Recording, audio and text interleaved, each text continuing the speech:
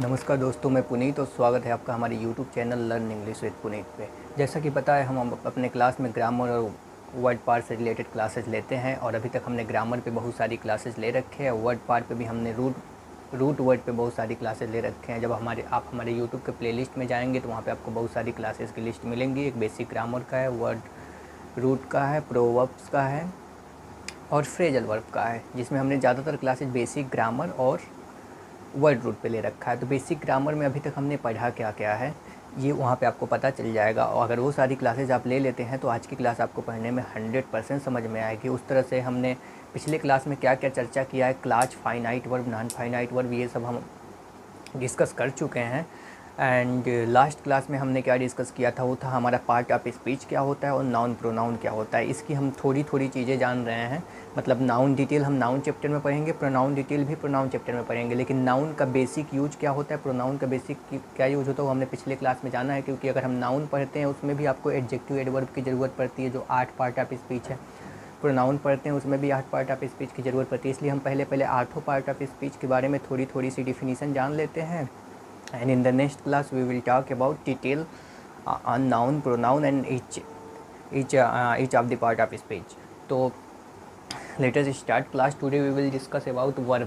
आज हम डिस्कस करेंगे कि वर्ब क्या होता है, क्योंकि हम नाउन प्रोनाउन जान गए हैं। वर्ब भी आज ये डिटेल वर्ब नहीं है, ये वर्ब की सिर्फ एक झलक है, इसलिए ताकि आपको कहीं जब हम नाउन पढ़ाएं उसमें वर्ब आए तो आपको एटलीस्ट इतनी जानकारी हो कि व्हाट इज वर्ब, वर्ब क्या होता है, उसके क्या यूजेज होते हैं। तो हमने बताया ये समरी क्लास है, नाउन प्रोनाउन की हो गई है, वर्ब की लूँगा, एडजेक्टिव का लूँगा, एडवर्ब की लूँगा, सभी पार्ट ऑफ स्पीच का एक समरी क्लास लूँगा, जिससे कि मैं दूसरे टॉपिक पढ़ाऊँ तो इसमें ये वर्ड आए तो आपको समझ में आए। बाकी हम वर्ब को डिटेल में एक पूरा क्लास पढ़ेंगे, नाउन भी पढ़ेंगे, फिर से प्रोनाउन भी पढ़ेंगे, लेकिन थोड़ी थोड़ी तो जब तक हम नहीं जानेंगे तब तक हमें हर लेसन में प्रॉब्लम होगा, क्योंकि एक ही पार्ट ऑफ स्पीच हर लेसन में आते हैं। अगर हम नाउन पढ़ेंगे उसमें 8 पार्ट ऑफ स्पीच आएगा। इसलिए मैं आपसे रिक्वेस्ट कर रहा हूँ कि आप मेरा बेसिक ग्रामर का जो लेक्चर है उसे देख लीजिए, ताकि आपको आज की क्लास पूरी अच्छे से समझ में आए। और आपको ये बात की गारंटी है, वर्ब के बारे में मैं जो चीज़ें पढ़ाऊँगा उसको वो आपको पूरे यूट्यूब पर मिलना बेहद मुश्किल है और किसी भी किताब में नहीं मिल सकता। ये 5-7 ग्रामर किताबों से हमने पढ़ के इसको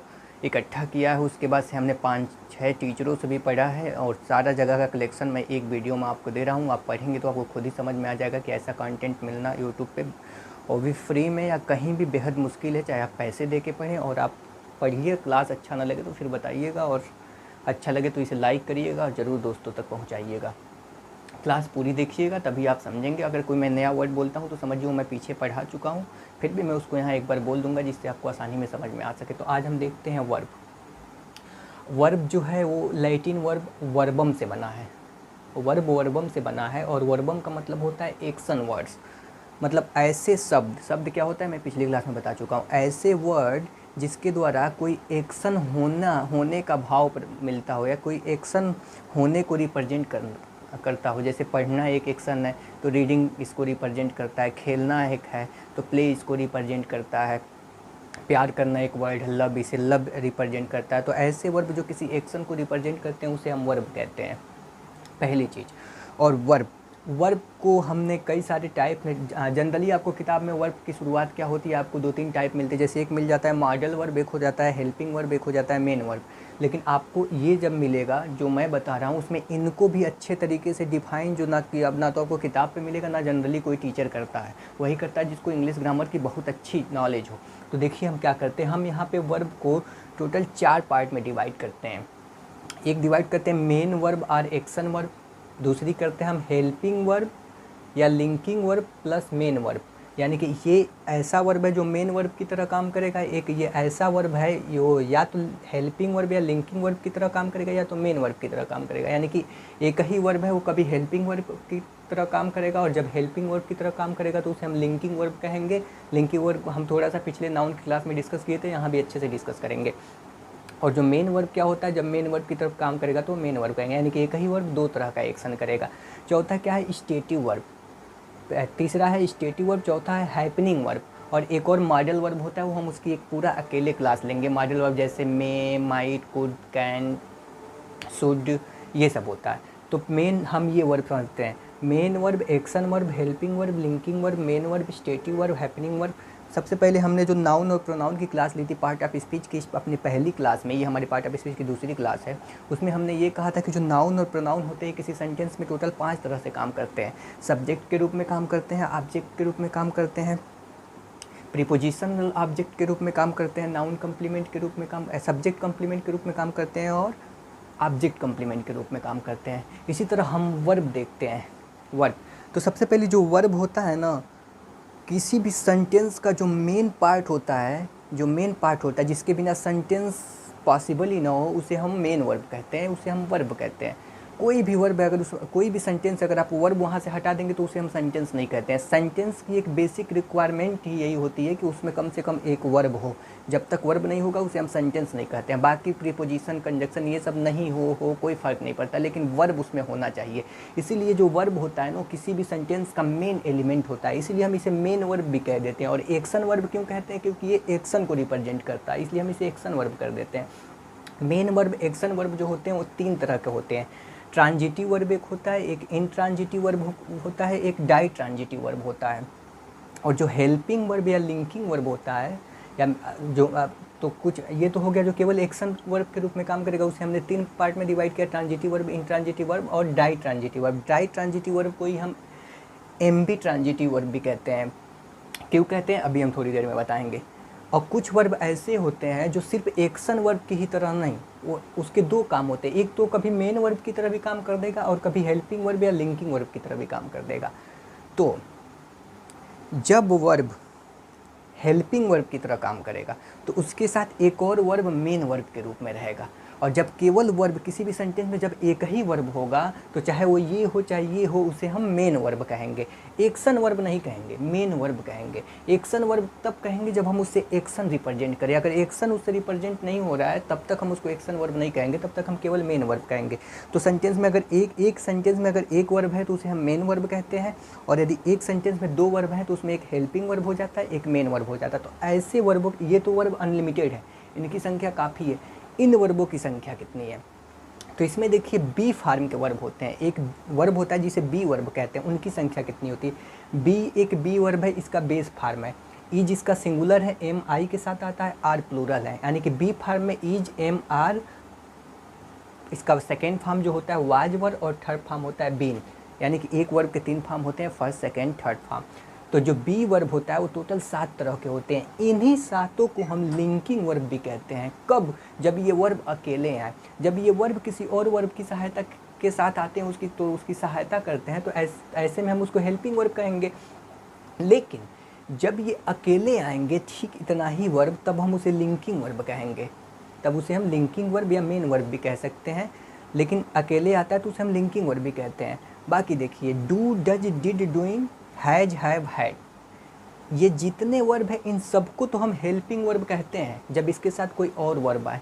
और जब ये अकेला है तो हम इसे मेन वर्ब कहते हैं। लेकिन जब ये अकेला है तो इसमें से केवल ये जो 7 हैं, be, is, am, are, was, were, इसे हम लिंकिंग वर्ब कहते हैं। और जब अकेला ये आए तो इसे मेन वर्ब कहते हैं।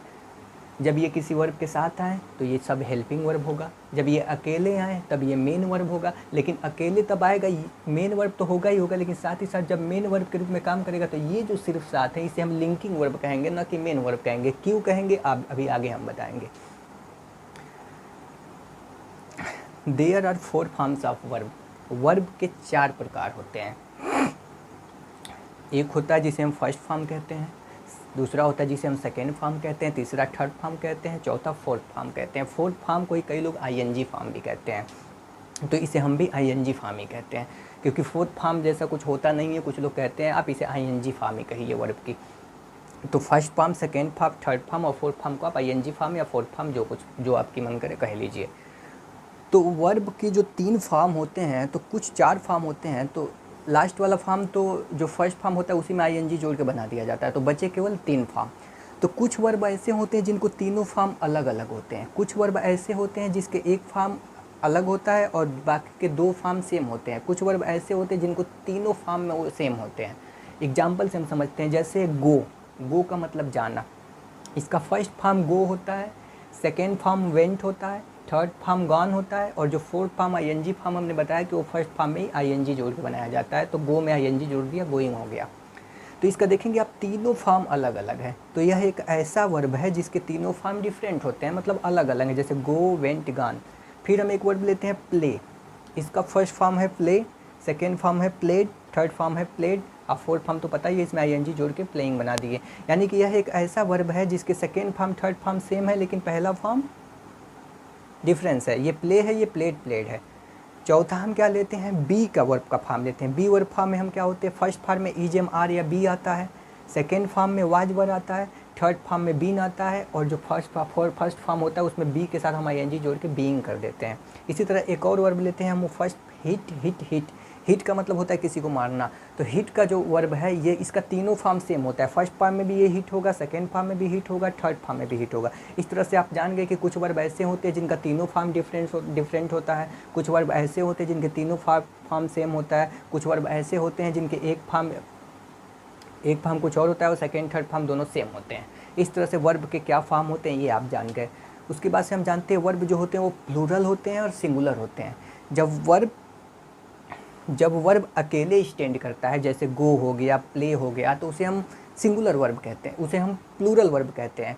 प्लूरल वर्ब को सिंगुलर बनाने के लिए हम उसमें यस या ईएस जोड़ते हैं जनरली। और भी कई तरीके होते हैं जो मैं आगे बताऊंगा। फिलहाल आप यहाँ इतना जानिए, क्योंकि एक ही बार सारा कुछ बता दूंगा तो काफ़ी ज़्यादा कॉम्प्लेक्स हो जाएगा और आप स्टार्टिंग में आसानी से चीज़ों को नहीं समझ पाएंगे। तो पहले हम ये समझते हैं कि वर्ब होता है, उसके सिंगुलर फॉर्म होते हैं, प्लूरल फॉर्म होते हैं। प्लूरल फॉर्म में यस या ईएस नहीं लगा रहता है, सिंगुलर फॉर्म में यस या ईएस लगा रहता है। यानी कि कोई वर्ब है, अगर उसमें यस या ईएस लगा है तो उसे हम सिंगुलर कहेंगे, यस या ईएस नहीं लगा है तो प्लूरल कहेंगे।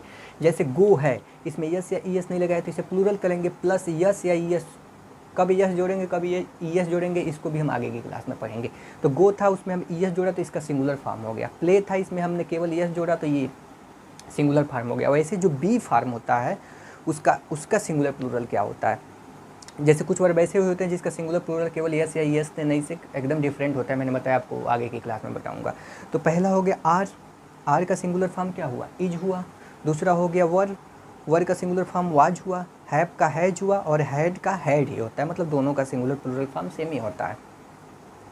अब हम बात करते हैं कि मेन वर्ब क्या होता है, हेल्पिंग लिंकिंग वर्ब क्या होता है, और स्टेटिव वर्ब, हैपनिंग वर्ब, इसके बारे में जानते हैं। सबसे पहले तो हम ये जानते हैं, सबको पता है अगर कोई एक सेंटेंस है तो उसमें एक वर्ब होगा। अगर कई वर्ब हैं तो या तो कंपाउंड सेंटेंस होगा या तो कम्प्लेक्स सेंटेंस होगा। वो सिंपल सेंटेंस नहीं होगा, उसमें कई फाइनाइट वर्ब हो जाएगा। अब हम आपको बात कर रहा हूँ finite verb, simple sentence, compound sentence, complex sentence. तो आप सोचते होंगे ये क्या होता है, तो ये हमने पीछे की क्लास में पढ़ रखा है, 10-10, 20-20 मिनट का क्लास है। आप हमारे बेसिक ग्रामर के प्लेलिस्ट में जाइए और उसको पढ़ लीजिए। तो ये है, हम तो वर्ब तो हम जान गए, एक्शन को रिप्रेजेंट करता है, लेकिन एक कोई सेंटेंस दिया है उसमें कई पार्ट ऑफ स्पीच होते हैं।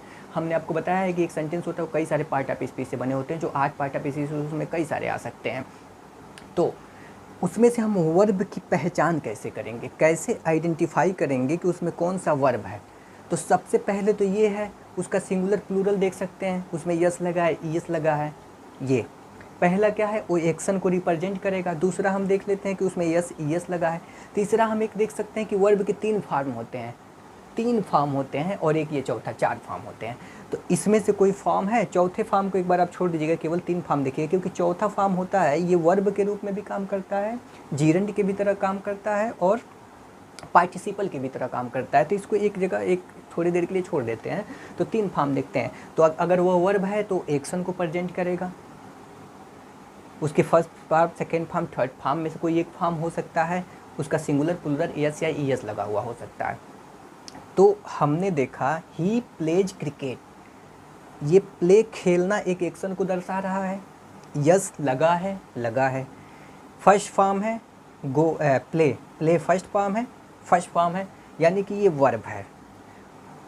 तो अब वर्ब है तो उसका कुछ सब्जेक्ट होगा, उसका कुछ ऑब्जेक्ट होगा, तभी तो सेंटेंस फॉर्म होगा। केवल वर्ब भी सेंटेंस फॉर्म होता है इंपरेटिव सेंटेंस में, जैसा कि हमने आपको स्टार्टिंग में बता चुका है जब हमने सेंटेंस की डिफिनीशन बताई थी। तो प्लेज एक वर्ब हो गया, हमें पता चल गया। अब हमें प्लेज से सब्जेक्ट और ऑब्जेक्ट कैसे पता चलेगा। तो जो व्यक्ति डूअर होता है, यानी कि एक्शन को जो करता है, उसे हम सब्जेक्ट कहते हैं।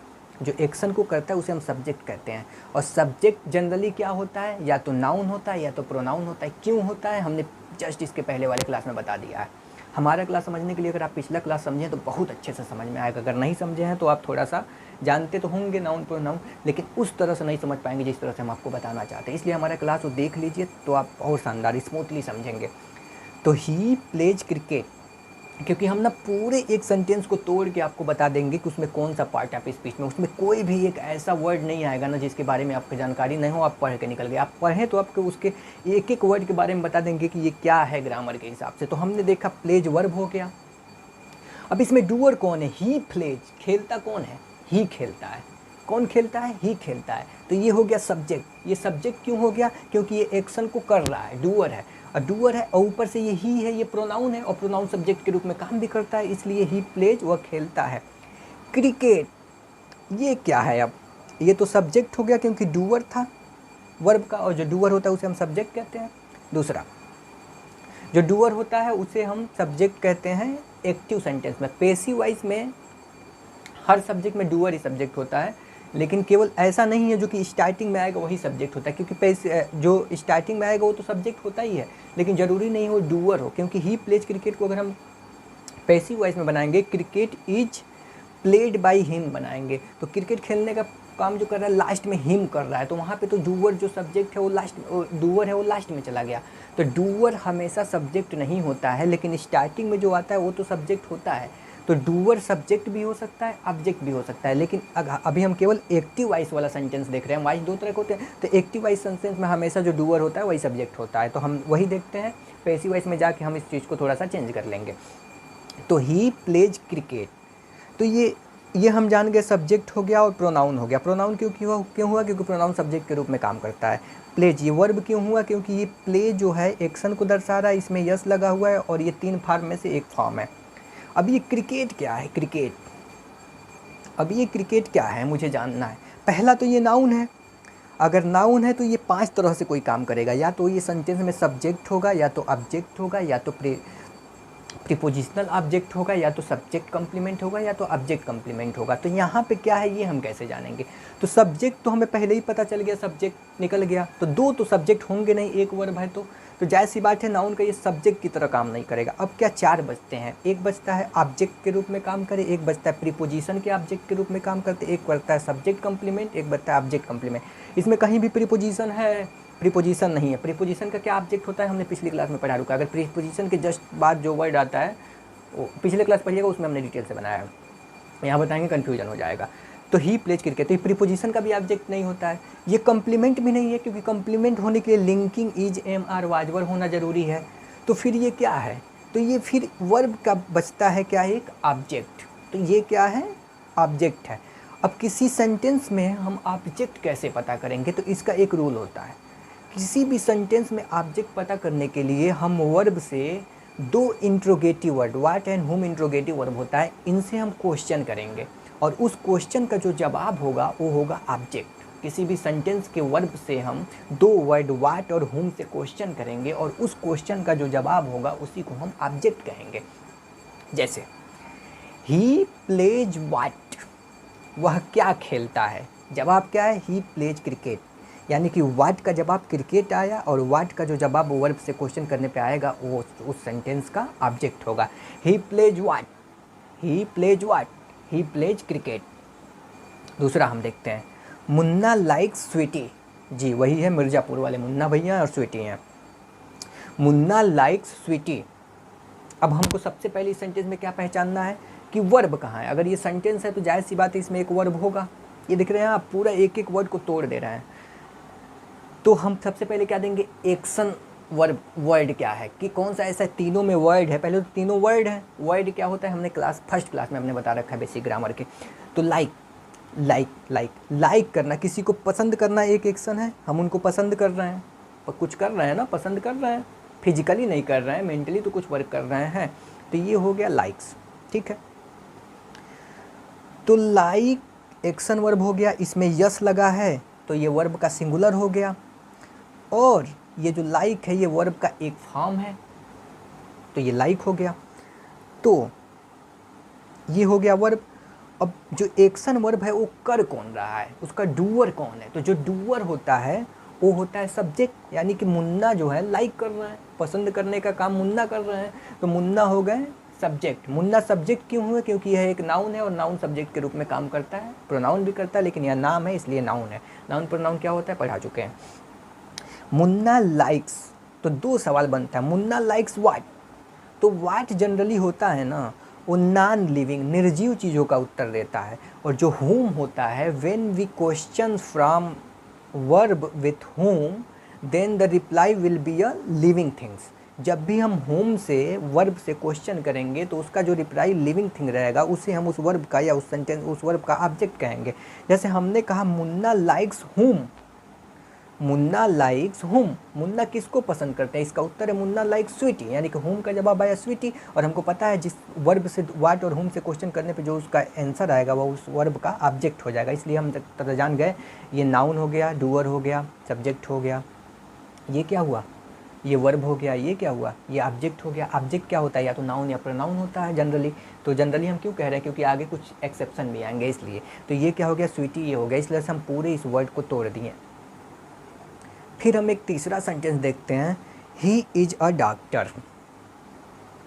ही इज अ डॉक्टर, आपने क्या देखा, ये जो ऑब्जेक्ट है ये वर्ब को रिसीव कर रहा है, और इसको कर कौन रहा है? ये।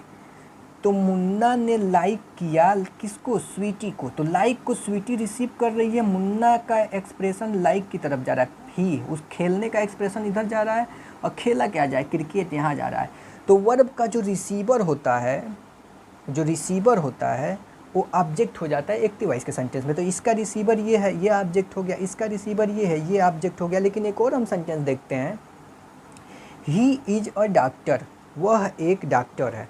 ये बताइए यहाँ ही जो है वही तो डॉक्टर है, यानी कि यहाँ दोनों जो है ये सेम है, ही भी वही है, डॉक्टर भी वही है। और जो एक ईज वर्ब है इसको हमने बताया था, is am are was verb, ये या तो हेल्पिंग वर्ब काम करेंगे या तो लिंकिंग वर्ब या मेन वर्ब। मेन वर्ब की तरह जब काम करेंगे तो हम इसे लिंकिंग वर्ब कहेंगे जब ये अकेला आएगा। जब किसी और वर्ब के साथ आएगा, जैसे इज प्लेइंग आ रहा है, तब इसे हम हेल्पिंग वर्ब कहेंगे। तो हेल्पिंग वर्ब यहाँ से हटा दिए, यहाँ पे इसका किसी तरह यूज हुआ क्योंकि यहाँ अकेले वर्ब है और कोई वर्ब है और कोई भी वर्ब नहीं है। ये आर्टिकल है, ये डॉक्टर जो है नाउन है, ही क्या है? प्रोनाउन है। तो एक वर्ब है, एक वर्ब है, और इन सातों में से कोई एक है तो वो लिंकिंग वर्ब की तरह काम करेगा। जब भी इन सातों में से कोई एक वर्ब, चाहे वो बी हो, चाहे वो ईज हो, एम हो, आर हो, वाज हो, वर हो, बीन हो, आए, तो उन्हें हम लिंकिंग वर्ब कहते हैं। अब देखिए ये दोनों वर्ड सेम है और दोनों को ये लिंक कर रहा है, जोड़ रहा है, दोनों को जोड़ रहा है, इसलिए हम इसको लिंकिंग वर्ब कहते हैं। और जनरली जो लिंकिंग वर्ब होता है ना वो इस व्यक्ति के बारे में ही कुछ बताता है, मतलब इसको पूर्ण करता है। वह डॉक्टर हो, ही का मतलब हमने कहा वह, लेकिन हमने ये कह दिया वह डॉक्टर है, तो उसका एक कॉम्प्लीमेंट हुआ, उसके बारे में और कुछ मैंने ऐड किया, तो इसे हम कॉम्प्लीमेंट कहते हैं। कॉम्प्लीमेंट क्या होता है? हमने नाउन क्लास में बता चुका है कि सब्जेक्ट कॉम्प्लीमेंट होता है, ऑब्जेक्ट कॉम्प्लीमेंट होता है। ये सब्जेक्ट कॉम्प्लीमेंट है, क्यों? क्योंकि ये सब्जेक्ट को पूर्ण कर रहा है, सब्जेक्ट के बारे में कुछ कह रहा है। और जो कॉम्प्लीमेंट होता है वो नाउन होता है, प्रोनाउन होता है, एडजेक्टिव होता है। तो ये भी हम कॉम्प्लीमेंट के लेसन में आपको बता देंगे कॉम्प्लीमेंट के लेसन में। नाउन में थोड़ा सा इसका डिस्कस कर चुके हैं। तो देखिए ये दो वर्ड को जोड़ा इसलिए लिंकिंग वर्ब, इज अकेला आया इसलिए लिंकिंग वर्ब।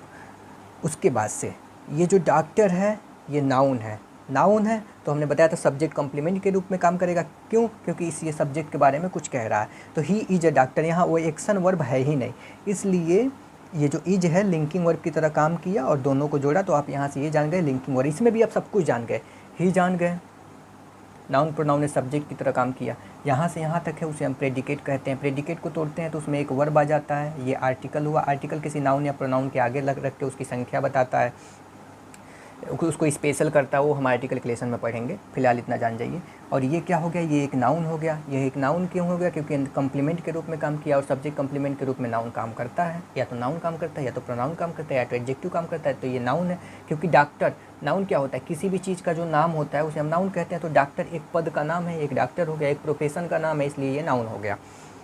हमने क्या कहा था? जो is, am, are, was verb या इसमें से कोई भी वर्ब है वो जब किसी और वर्ब के साथ आते हैं तो ये हेल्पिंग वर्ब की तरह काम करते हैं, क्योंकि ये उस वर्ब की सहायता करते हैं। सहायता करते कैसे, हमने यहाँ इज को स्किप कर देते हैं, एक पल के लिए हटा देते हैं। हम कहते हैं ही प्लेइंग क्रिकेट, वह क्रिकेट खेल रहा, वह क्रिकेट खेल रहा है, तो हमने हटा दिया, इसको हमने हटा दिया। ही प्लेइंग क्रिकेट केवल कहा, तो कोई अब कैसे समझेगा कि वो क्रिकेट खेल रहा है या खेल रहा था, ये कंफर्म नहीं हो पाएगा ना। तो जो हेल्पिंग वर्ब रहता है ना, वो वर्ब तो अपना स्टेट बता देता है कि जो गेम हो रहा है वो चल रहा है कि रुका हुआ है कि खेल चुके हैं, लेकिन जो इज होता है वो ना उसके टाइम को बताता है कि वो अभी खेल रहा है कि खेल रहा था, कुछ देर पहले खेल रहा था। और time plus action, time plus state मिल के ही टेंस का निर्माण करते हैं, इसलिए ये इसके टाइम बताने में हेल्प कर रहा है, इसलिए हम इसे हेल्पिंग वर्ब कहते हैं। और हेल्पिंग वर्ब तब भी कहते हैं अगर स्ट्रक्चर के हिसाब से देखें जब उसके बाद एक और वर्ब दिया हो, तो is am are was verb के बाद एक और वर्ब दिया है, इसलिए हम उसे ही इज प्लेइंग क्रिकेट में इसे हेल्पिंग वर्ब कहा। ये मेन वर्ब हो गया। क्यों मेन वर्ब हो गया, क्योंकि ये मेन वर्ब का एक पार्ट हो गया। और हम एक क्वेश्चन भी कर सकते हैं, निर्जीव है क्रिकेट, तो निर्जीव के लिए हमने क्वेश्चन क्या किया, ही इज प्लेइंग व्हाट, वो क्या खेल रहा है, ही इज प्लेइंग क्रिकेट, वो क्रिकेट खेल रहा है। तो हमने ये जान गया कि ये सब्जेक्ट हो गया। सब्जेक्ट क्यों है, क्योंकि ये जो एक्शन वर्ब है इसका डूअर ही है। ये ऑब्जेक्ट क्यों है, क्योंकि वर्ब से हम क्वेश्चन जब व्हाट से कर रहे हैं तो इसका रिप्लाई ये आ रहा है, इसलिए ये ऑब्जेक्ट हो गया। और ये नाउन है इसलिए भी ऑब्जेक्ट हो गया, इसलिए ही इज प्लेइंग क्रिकेट। बाकी डू डच डिच क्या होता है, ये कब मेन वर्ब की तरह क्या होता है, कब हेल्पिंग वर्ब की तरह क्या क्या, जब निगेटिव इंट्रोगेटिव सेंटेंस प्रेजेंट में हम यूज़ करते हैं तो ये डू डच हो जाता है, डिड हो जाता है। जब हम इसको करने के सेंस में एक्शन के लिए लेते हैं तो ये एक्शन वर्ब हो जाता है। हैज है जब पोजीशन के सेंस में करते हैं तो ये मेन वर्ब हो जाता है। और जब हम पोजीशन सेंस में नहीं करते हैं, जब हेल्पिंग एक दूसरे वर्ब के साथ में करते हैं तब ये हेल्पिंग वर्ब हो जाता है। तो इसको जब हम वर्ब डिटेल पढ़ेंगे तब जानेंगे, अभी तो हम वर्ब की केवल एक झलक देख रहे हैं, बाकी डिटेल पढ़ेंगे तो आपको और अच्छा लगेगा। तो इस तरह से हमने क्या पढ़ा, मेन वर्ब, एक्शन वर्ब क्या होता है, ट्रांजिटिव, इंट्रांजिटिव, डाई ट्रांजिटिव अभी हम देख लेते हैं। हेल्पिंग लिंकिंग वर्ब को और अभी हम ध्यान से पढ़ लेते हैं। स्टेटिव वर्ब और हैपनिंग वर्ब अभी हम बताते हैं आपको। लेकिन आपने क्या जाना कि किसी भी सेंटेंस में वर्ब, सबसे पहले हम ये देखेंगे कि वर्ब क्या है। वर्ब कैसे पता चलेगा, वर्ब में यस या ईएस लगा रहता है, क्योंकि उसका फर्स्ट फॉर्म बनाने के लिए, क्योंकि उसका सिंगुलर बनाने के लिए यस या ईएस लगा देते हैं, प्लूरल रहता है तो हटा देते हैं। वर्ब हो गया। वर्ब का सब्जेक्ट कौन होता है, वर्ब को, एक्शन को जो करता है, जो डूअर होता है वो सब्जेक्ट हो जाता है। ऑब्जेक्ट क्या होता है, आप जो इसको रिसीव करता है वो ऑब्जेक्ट हो जाता है। और ऑब्जेक्ट को हम कैसे पता करते हैं, हम सब्जेक्ट क्वेश्चन कहते हैं व्हाट और हुम से, इससे हमको ऑब्जेक्ट पता चल जाता है। इसलिए आपने पूरा सेंटेंस जान लिया। अब आइए हम देखते हैं transitive, intransitive, ditransitive verb, linking verb, stative verb और हैपनिंग वर्ब। तो जनरली क्या होता है, सब्जेक्ट वर्ब ऑब्जेक्ट होता है, लेकिन लिंकिंग वर्ब जो होता है, लिंकिंग वर्ब क्या होता है, साथ होते हैं, हमको आपको बता दिया, is am are was were be be been being. तो लिंकिंग वर्ब के साथ जो होता है वो ऑब्जेक्ट नहीं कंप्लीमेंट आता है। कंप्लीमेंट क्यों आता है, क्योंकि ये जो एक्शन नहीं होता है, तो एक्शन नहीं होता है तो इसका रिसीवर ये नहीं होता है, ये इसी के बारे में बताता है, दोनों वर्ड सेम रहता है, इसी का ये पूरक होता है। तो जो लिंकिंग वर्ब होगा वो subject linking verb plus complement आएगा, ऑब्जेक्ट नहीं होगा, ये एक इसका स्ट्रक्चर है। एग्जाम्पल हमने क्या दिया था अभी, ही इज अ डॉक्टर, वह एक डॉक्टर है। ही क्या हो गया, सब्जेक्ट हो गया, ये पूरा प्रेडिकेट हो गया, ये भी हमने बता रखा है। प्रेडिकेट में ये ऑब्जेक्ट ना हो कि ये दोनों वर्ड सेम है। और आपको ये भी पता है जब इज अकेला आएगा तब वो हेल्पिंग वर्ब की तरह काम ना करके लिंकिंग वर्ब की तरह काम करेगा। और जब भी लिंकिंग वर्ब की तरह काम करेगा तो वो अपने साथ ऑब्जेक्ट ना लेके कंप्लीमेंट लेगा। कंप्लीमेंट क्या क्या हो सकता है, या तो नाउन होगा, या तो प्रोनाउन होगा, या तो एडजेक्टिव होगा। यहाँ कंप्लीमेंट क्या हो गया, डॉक्टर हो गया, तो डॉक्टर कंप्लीमेंट हो गया। और क्या है, ये नाउन है इसलिए ये कंप्लीमेंट हो गया। और इसके बारे, पहले तो इसके बारे में बता रहा है, और नाउन है, नाउन कंप्लीमेंट की तरह काम करता है इसलिए कंप्लीमेंट हो गया। तो आपने क्या जाना, ये आर्टिकल हो गया। आर्टिकल किसी भी नाउन या प्रोनाउन के पहले लगाया जा सकता है, किसी भी, सॉरी प्रोनाउन नहीं, किसी भी नाउन के आगे लगाया जाता है। उनकी संख्या बताया जाता है, ए एन द, 3 आर्टिकल होता है, द कभी विशेष बनाता है उसको। तो ही इज अ डॉक्टर, इसे हम आर्टिकल के लेसन में आर्टिकल को पढ़ लेंगे। तो ये देखते हैं, he is a doctor subject हो गया, ये इज लिंकिंग वर्ब हो गया, और लिंकिंग वर्ब है इसलिए ये कंप्लीमेंट लेगा। कंप्लीमेंट क्या क्या हो सकता है, या तो नाउन होगा, या तो प्रोनाउन होगा, या तो एडजेक्टिव होगा। तो ही इज अ डॉक्टर, तो ये डॉक्टर क्या हो गया, कंप्लीमेंट हो गया। क्यों, क्योंकि ये नाउन है। तो इस तरह से ये हमारा लिंकिंग वर्ब समझ में आ गया। बाकी लिंकिंग वर्ब डिटेल हम एक अलग से लेक्चर पढ़ाएंगे।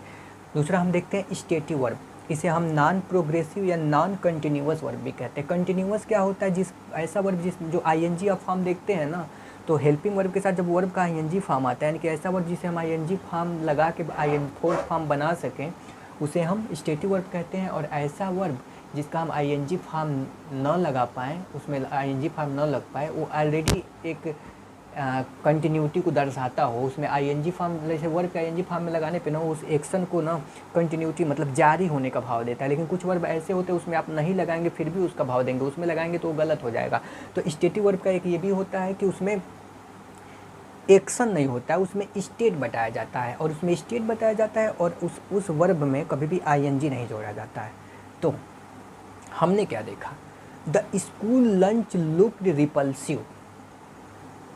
जो स्कूल का लंच है वो रिपल्सिव था, ठीक है, रिपल्सिव दिख रहा था, मतलब दिखता था, आईएनजी नहीं है तो हमने कहेंगे the school lunch looked repulsive, repulsive दिखता था।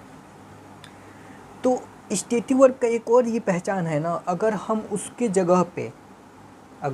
जगह पे लिंकिंग वर्ब जो साथ होते हैं is, am, are, was, were, be, being, been, अगर उसमें से हम कोई भी रख दें तो भी वो अर्थ दे तो उसे हम स्टेटिव वर्ब कहेंगे। क्योंकि जो स्टेटिव वर्ब होता है ना, तो कई ऐसे वर्ब होते हैं वो स्टेटिव वर्ब की तरह भी काम करेंगे और एक्शन वर्ब की तरह भी काम करेंगे। तो मान लो कोई वर्ब आया तो हम कैसे जानेंगे ये स्टेटिव वर्ब है कि एक्शन वर्ब है।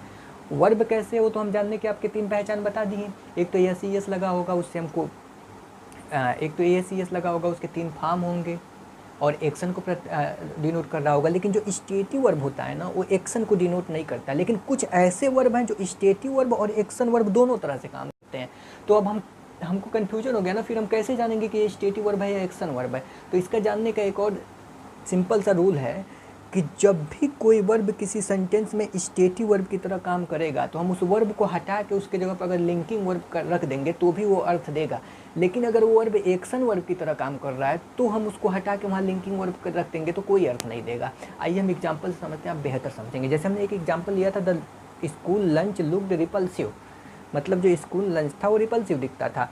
हमने क्या किया, लुक्ड को हटा के वहाँ पे जो लिंकिंग वर्ब है उसमें से एक वाज रख दिया, क्योंकि वाज तो लिंकिंग वर्ब होता है। हमने कहा the school lunch was repulsive, यानी कि जो दिखता था और रिपल्सिव था, कोई अर्थ कोई चेंज हुआ, अर्थ तो निकल रहा है ना। जो स्कूल लंच था वो रिपल्सिव था, स्कूल लंच रिपल्सिव था, स्कूल लंच रिपल्सिव दिखता था। तो हमने इस वर्ब की जगह पे वाज लगाया तो भी अर्थ निकल गया, यानी कि यहाँ जो ये वर्ब था वो एक्शन वर्ब की तरह ना होके स्टेटिव वर्ब था। क्योंकि लुक कभी स्टेटिव वर्ब की तरह भी काम कर सकता है और एक्शन वर्ब की तरह काम कर सकता है। और हमने बता दिया कि स्टेटिव वर्ब की तरह कब होगा, जब हम उसको रिप्लेस करेंगे लिंकिंग वर्ब से, फिर भी वो अर्थ देगा। तो यहाँ पे रिप्लेस करने पे अर्थ दे रहा है, इसलिए यहाँ पे लुक लिंकिंग वर्ब है। लेकिन हमने एक और देखा, I looked everywhere for my watch, मैंने हर जगह अपने घड़ी के लिए देखा।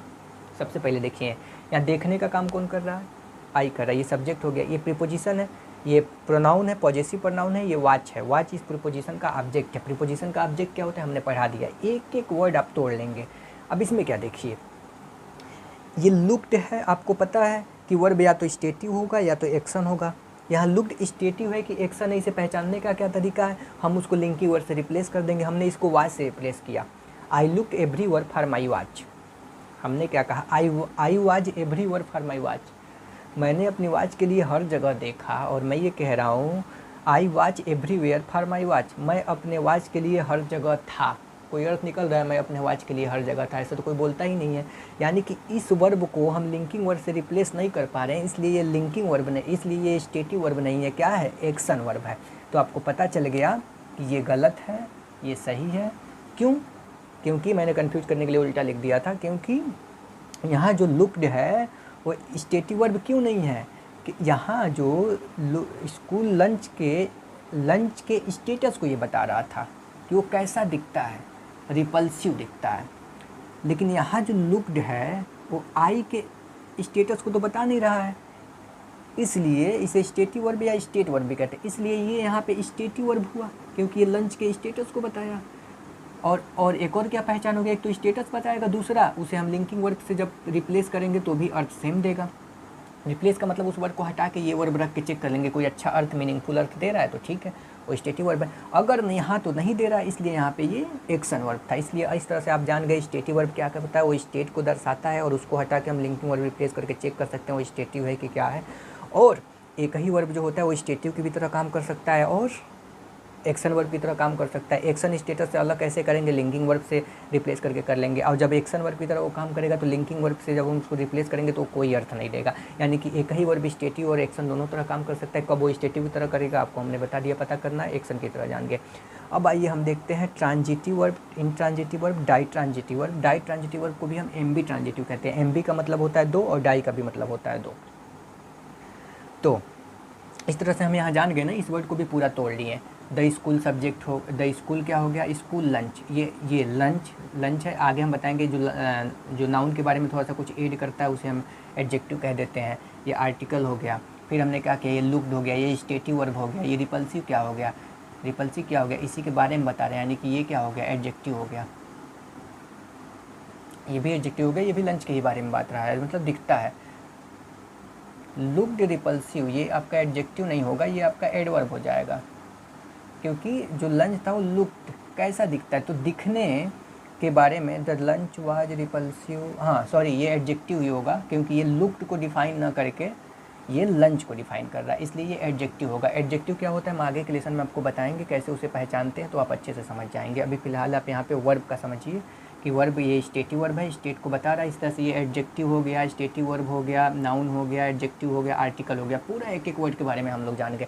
दूसरा भी हमने ऐसे तोड़ लिया। तीसरा क्या हमने देखा, ये आई हो गया, ये स्टेटिव वर्ब हो गया, ये क्या कहते हैं, ये प्रोनाउन हो गया क्योंकि ये इसका ऑब्जेक्ट है। ये प्रीपोजिशन हो गया, ये पॉजेसिव प्रोनाउन जो होता है वो जस्ट बाद वाले नाउन पे अपना अधिकार जताता है। वाज क्या हो गया, नाउन हो गया। नाउन क्या होता है, या तो सब्जेक्ट होता है, या तो ऑब्जेक्ट होता है, या तो प्रीपोजिशन ऑब्जेक्ट होता है, या तो कम्प्लीमेंट होता है। कम्प्लीमेंट में दो, या तो सब्जेक्ट कम्प्लीमेंट या तो ऑब्जेक्ट कम्प्लीमेंट है। ये फार का क्या हो गया, ये प्रीपोजिशन का ऑब्जेक्ट हो गया, इसलिए हम इसे प्रीपोजिशनल ऑब्जेक्ट करेंगे।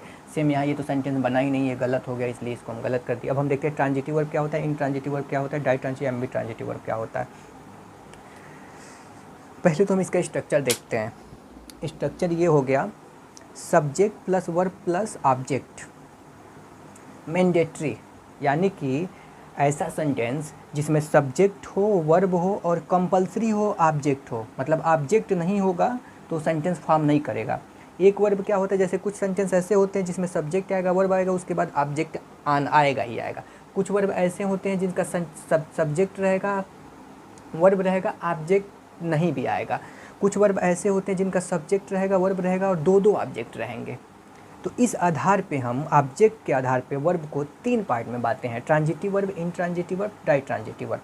तो ट्रांजिटिव वर्ब क्या होता है, subject plus verb plus object. Mandatory का मतलब ये होता है कि इसके बिना उस चीज़ की पॉसिबल नहीं। जैसे एक मार्कर के लिए इंक जो है वो मैंडेटरी है, क्योंकि इंक को हटा देंगे तो मार्कर को मार्कर कहेंगे नहीं कहेंगे, क्योंकि मार्कर का काम लिखना है, इंक नहीं रहेगा तो लिख नहीं पाएगा। यानी कि मार्कर को मार्कर होने के लिए इंक मैंडेटरी है। मैंडेटरी का मतलब एकदम आवश्यक होना, उसके बिना उस चीज़ की कल्पना भी ना करना। जैसे इंसान होने के लिए मैंडेटरी क्या है, उसको चलना आना चाहिए, वो सांस लेता है, अपना काम खुद से कर लेता है, तो ये मैंडेटरी चीज़ें हैं। तो ये मैंडेटरी है। जब भी ट्रांजिटिव वर्ब होगा उसके साथ ऑब्जेक्ट आएगा। जब ऑब्जेक्ट नहीं आएगा, क्योंकि जब तक ऑब्जेक्ट आप नहीं लिखेंगे ना तब तक वो कंप्लीट अर्थ नहीं देगा। और इनट्रांजिटिव वर्ब क्या होगा, ठीक इसके उल्टा, सब्जेक्ट रहेगा, वर्ब रहेगा और जो कम्प्लीमेंट जो ऑब्जेक्ट रहेगा वो नहीं रहेगा, फिर भी वो अपना अर्थ देगा। यानी कि सब्जेक्ट प्लस वर्ब अर्थ complete, intransitive verb. Subject plus verb अर्थ कंप्लीट नहीं है, यानी कि ऑब्जेक्ट की आवश्यकता है, उसे हम ट्रांजिटिव वर्ब कहेंगे। डाई ट्रांजिटिव क्या, एक सब्जेक्ट एक वर्ब और उसके दो ऑब्जेक्ट, एक डायरेक्ट ऑब्जेक्ट एक इनडायरेक्ट ऑब्जेक्ट। डायरेक्ट इनडायरेक्ट क्या होता है अभी हम बताते हैं। तो इसका हम एग्जाम्पल देखते हैं ट्रांजिटिव वर्ब का। दे डिस्ट्रॉय द बिल्डिंग, वे लोग बिल्डिंग को डिस्ट्रॉय कर दिए। जैसे बहुत सारे मजदूर थे, वो मिले, कोई पुराना बिल्डिंग था उसको ख़त्म कर दिए, तोड़ डाले। तो देखिए अगर हम केवल कहें कि दे डिस्ट्रॉय, वो डिस्ट्रॉय कर दिए, कुछ अर्थ निकल रहा है, वो तोड़ दिए। अरे भाई क्या तोड़ दिए, कुछ तो तोड़े होंगे, यानी कि इसमें ऑब्जेक्ट के बिना अर्थ नहीं निकल रहा है। तो दे डिस्ट्रॉय द बिल्डिंग, उन्होंने बिल्डिंग को डिस्ट्रॉय कर दिया, ठीक है। लेकिन हमने एक दूसरा वर्ड लिया, the birds fly. The birds fly, चिड़िया उड़ती है। क्या अर्थ में कोई गलती है, चिड़िया उड़ती है, ठीक है, अर्थ पूरा निकल रहा है। यानी कि इसके साथ ऑब्जेक्ट नहीं था, अर्थ नहीं निकला, तो इसे हम ट्रांजिटिव वर्ब इसीलिए कहते हैं, क्योंकि ट्रांजिटिव वर्ब होने के लिए सब्जेक्ट, वर्ब और उसके साथ ही साथ ऑब्जेक्ट होना अति आवश्यक है, मैंडेटरी है। तो ऑब्जेक्ट तब तक नहीं होगा तब तक ट्रांजिटिव वर्ब नहीं होगा। तो हम जान गए कि transitive verb subject plus verb plus object, जिसको ऐसा वर्ब जो ऑब्जेक्ट अपने साथ लेता है उसे हम ट्रांजिटिव वर्ब कहते हैं। इनट्रांजिटिव वर्ब जो अपने साथ ऑब्जेक्ट नहीं लेता है फिर भी वर्ब देता है उसे हम इनट्रांजिटिव वर्ब कहते हैं। फिर एक वर्ब आता है डाई ट्रांजिटिव या एम्बी ट्रांजिटिव वर्ब। हमने कहा आई ओ यू $10, मैंने उसे $10 कर्ज के रूप में दिया। आई ओ यू $10, मैंने उसे $10 कर्ज के रूप में दिया। तो हमने क्या कहा था, वर्ब की ऑब्जेक्ट जानने के लिए आप क्वेश्चन करेंगे। क्वेश्चन किससे कहेंगे, ये तो सब्जेक्ट हो गया क्योंकि देने का काम कौन कर रहा है, डूअर ये है। और जो डूअर होता है आपको पता है सब्जेक्ट होता है। सब्जेक्ट क्या होता है, या तो नाउन होता है तो प्रोनाउन होता है। ये क्या है, प्रोनाउन है, इसलिए डूअर हो गया। ओ ये एक्शन वर्ब है क्योंकि कुछ दिया जा रहा है। यू तो हमने इसे दो तरह के क्वेश्चन करते हैं, या तो व्हाट से करते हैं या तो whom से करते हैं। तो आप ध्यान दीजिएगा, जब हम व्हाट से क्वेश्चन करेंगे, व्हाट से, तो सब ऑब्जेक्ट भी दो तरह के होते हैं, एक लिविंग होता है, एक नॉन लिविंग होता है, एक सजीव होता है, एक निर्जीव होता है। तो जब भी हम व्हाट से करेंगे ना, तो जो रिप्लाई आएगा वो जनरली निर्जीव चीज़ों का आएगा, नॉन लिविंग का आएगा।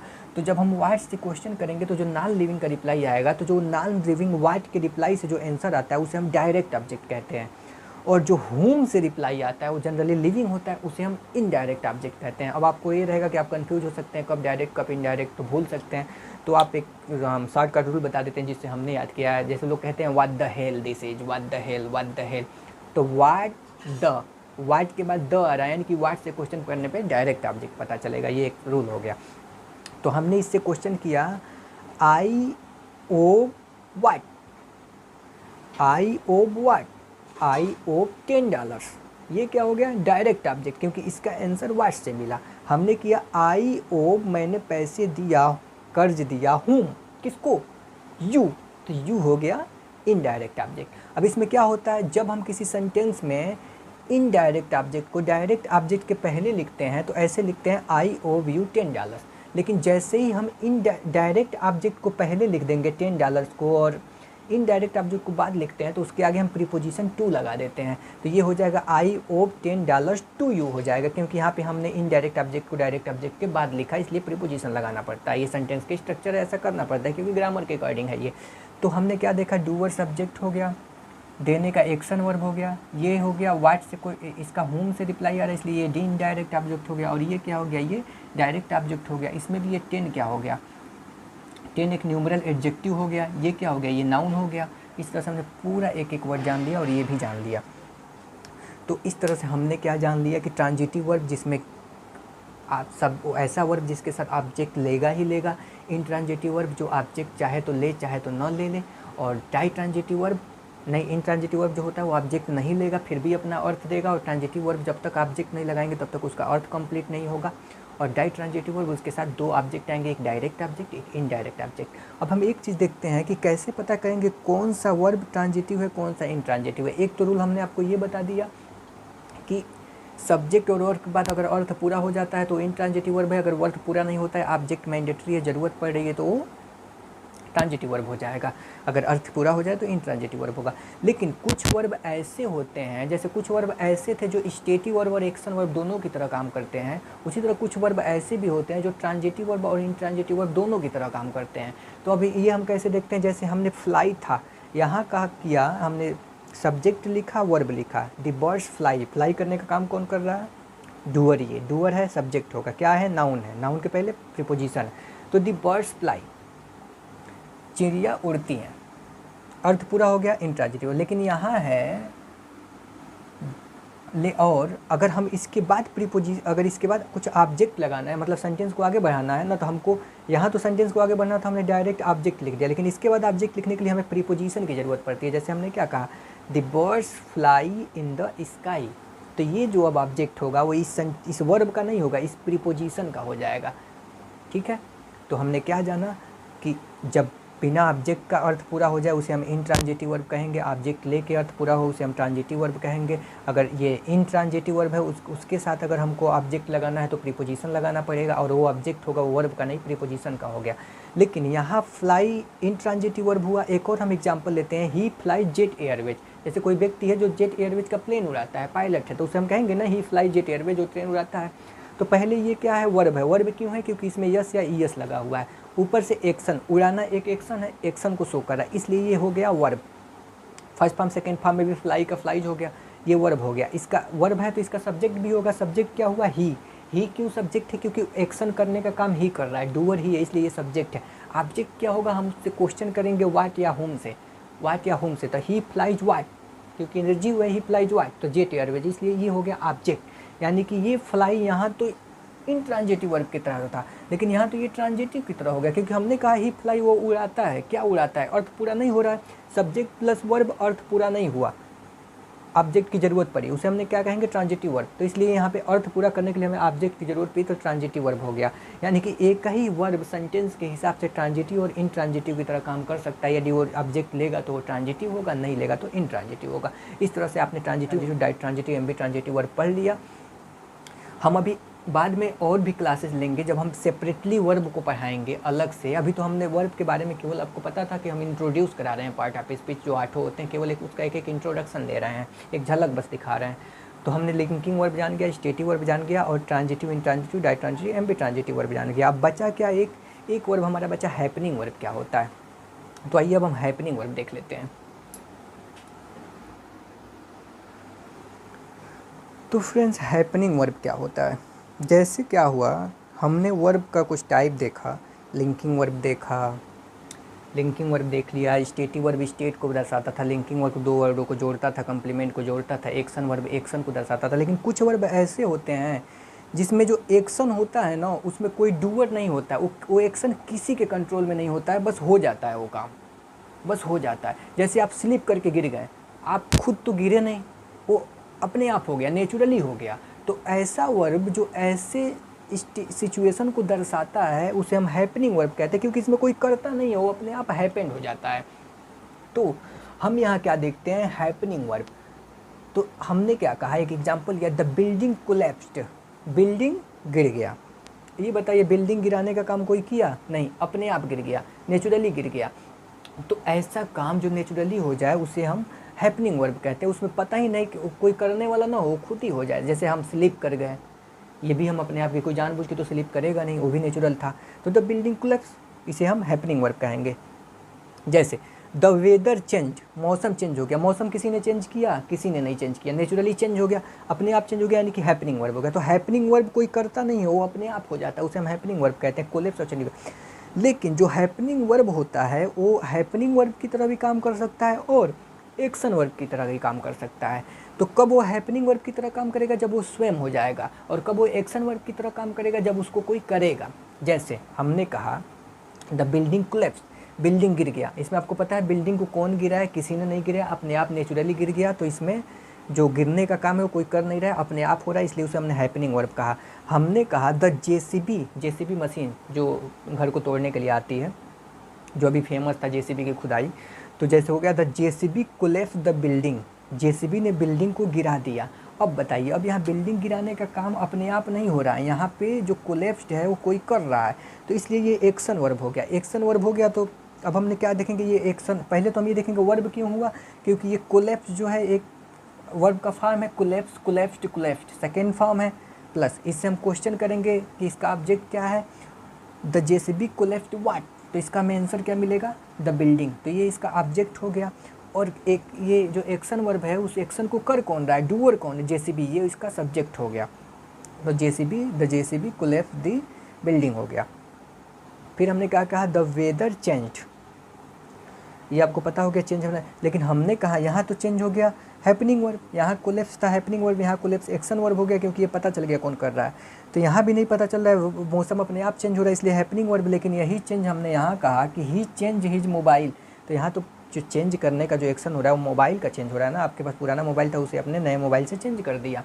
तो ये क्या हो गया, एक्शन वर्ब। यानी कि हम बताना ये चाहते हैं दोनों एग्जाम्पल से, एक ही वर्ब कभी हैपनिंग होगा, कभी एक्शन होगा, कभी हैपनिंग होगा, कभी एक्शन होगा। तो जब कोई उसे करेगा तब वो एक्शन वर्ब होगा, क्योंकि एक्शन वर्ब होने के लिए करता होना जरूरी है, और जब अपने आप हो जाएगा उसे ही हम हैपनिंग वर्ब कहते हैं। कुछ वर्ब होते हैं जैसे बिगेन होते हैं, जब हम अलग से एक हैपनिंग वर्ब की क्लास लेंगे, वर्ब लेसन में डिटेल आपको बता देंगे, लिंकिंग वर्ब, स्टेटिव वर्ब और भी जो वर्ब है, यहाँ पे आप समझ लीजिए, इतना भी अगर जानते रहेंगे ये भी बहुत है। जो बोर्ड एग्जाम के बच्चे हैं, उन्हें अगर ये टर्म ज़्यादा अच्छे से समझ में ना आए तो 2-3 बार देख लेंगे, क्योंकि अभी तो उन्हें ज़रूरत नहीं पड़ेगी लेकिन बाद में ज़रूरत पड़ेगी। इस तरह से पता है क्या है, जो अभी आपके एग्जाम में एरर वाला क्वेश्चन आता है ना, वो आप समझ जाएंगे, क्योंकि आप पता है आपको जैसे ही एक्शन वर्ब आएगा तो उसके बाद ऑब्जेक्ट आएगा। ऑब्जेक्ट क्या आएगा, या तो नाउन होगा या तो प्रोनाउन होगा। कैसे पता चलेगा, हम क्वेश्चन करेंगे। ईज आएगा तो आपको पता है वो कम्प्लीमेंट लेगा। तो इसी तरह एरर फाइंड करने में आपको आसानी हो जाएगी। तो ही चेंज हिज मोबाइल या फ़ोन, इस तरह से आपने हैपनिंग वर्ब भी समझ लिया। तो इस तरह से फ्रेंड्स हमारा ये आज का वर्ब रहा। क्लास आपको कैसा लगा आप ज़रूर बताइएगा, और इस बात की गारंटी आप पूरे यूट्यूब पे ढूंढ लीजिए इस टॉपिक से रिलेटेड। आपको कहीं भी इतने कम समय में इतने अच्छे से कोई टीचर नहीं बताया होगा, या आप कोई भी किताब आप उठा लीजिएगा जिसमें इतनी डिटेल कहीं नहीं मिलेगा एक किताब में।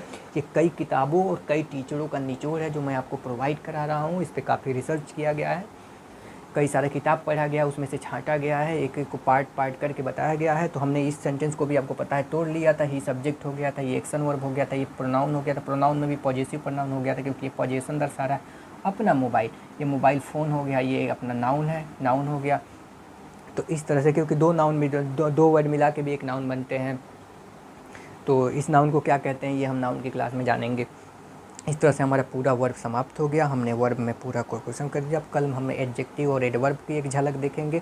ये भी हमने थोड़ा थोड़ा बस आपको बताया ही था कि और लेसन पढ़ने के लिए हम थोड़ी थोड़ी सी एक झलक दे रहे हैं। तो इस तरह आपको हमारा क्लास कैसा लगा, अगर अच्छा लगा तो आप इसे ज़्यादा लोग तक शेयर करिए। आप हमारे साथ हमें फेसबुक और इंस्टाग्राम पे भी जुड़ सकते हैं। हमारा इंस्टाग्राम और फेसबुक की आईडी नीचे डिस्क्रिप्शन बॉक्स में है, और हमारी क्लास आप ज़्यादा से ज़्यादा लोगों तक पहुँचाइए। Thank you.